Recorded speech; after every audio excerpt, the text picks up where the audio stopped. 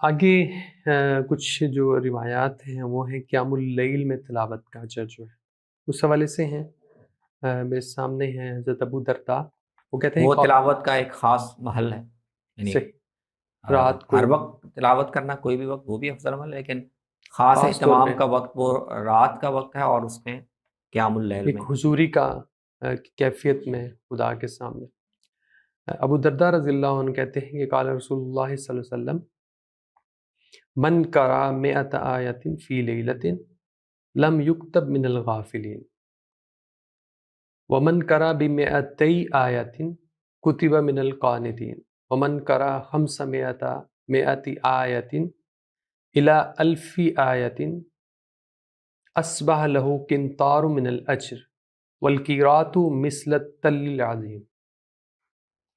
یعنی رات کے وقت قرآن کی تلاوت کا اہتمام کرنا اور نماز میں قیام اللیل میں، تو اللہ تعالیٰ نے قرآن مجید میں بھی ذکر کیا قیام اللیل اصل میں قرآن کی تلاوت کے لیے، یعنی رسول اللہ صلی اللہ علیہ وسلم کو بھی ابتدا میں سورۃ المزمل میں جس کا جی ذکر جی ہے جی جی بالکل صحیح۔ کہ قرآن جو بھی سیکھا ہو پڑھا ہو اس کو رات کے قیام میں اس کی تلاوت کرو، ٹھہر ٹھہر کے پڑھو۔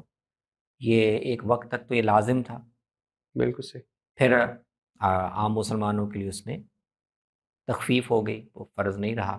رسول اللہ صلی اللہ علیہ وسلم پر اس لحاظ سے تخفیف ہوگی کہ اوقات اس کے فلیکسیبل کر دیے گئے، 1/3، نصف، 2/3 تک حسب سہولت قیام کر سکتے ہیں، لیکن وہ نماز ہے اصل میں قرآن کی قرأت کی، اصل مقصد ہی ہے، بالکل تو صحیح۔ وہ ایک مستقل دینی عمل ہے، فضیلت کا عمل ہے۔ تو رسول اللہ صلی اللہ علیہ وسلم اس میں یہ بتا رہے ہیں کہ جس فقرؤ، قرآن نے کہا نا فقرؤ ما تیسر من، اپنے حالات کے لحاظ سے جتنا قرآن پڑھ سکتے ہیں آسانی سے پڑھ سکتے ہو رات کو پڑھا کرو۔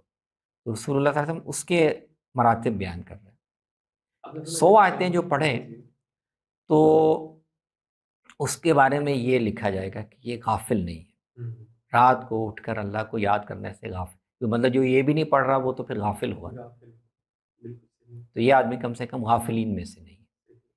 اور جو 200 آیتیں پڑھے تو ایک درجہ ہے قانتین، قوموا للہ قانتین، قانتین۔ اللہ کے سامنے اطمینان، سکون، دل جمی کے ساتھ کھڑے ہو جاؤ۔ تو جس نے 200 آیتیں پڑھنے کا اہتمام کیا، اس کا مطلب اتنی یکسوئی اور اتنی دل جمی اس نے دکھائی ہے کہ اب وہ قانتین میں سے۔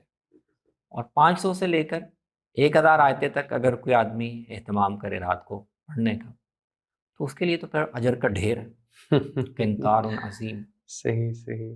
اور اس ڈھیر کا ایک ایک قیرات وہ ایک بہت بڑے ٹیلے کے برابر ہے، مطلب اس کے اجر کا پھر کوئی اندازہ ہی کوئی نہیں۔ اندازہ نہیں۔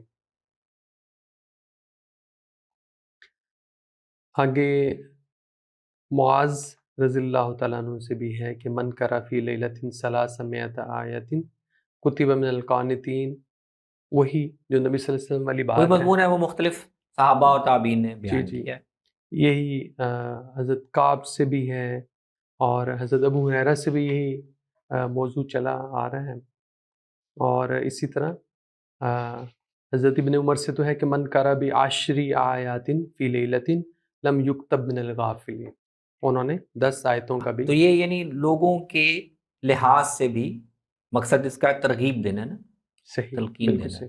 اس میں یہ دیکھنا اہم ہے کہ کن لوگوں کو ترغیب دی جا رہی ہے، ان کے لیے کتنا پڑھنا ممکن ہے۔ جن لوگوں کے لیے بہت ہی مشکل ہے، بہت ہی ہو سکتا ہے محنت مزدوری کرنے والے لوگ ہوں، عشاء کے بعد ان کے لیے جاگنا ہی ممکن نہ ہو، ممکن نہ ہو۔ اور کوئی ممانع ہو، تو محروم کوئی نہ رہے۔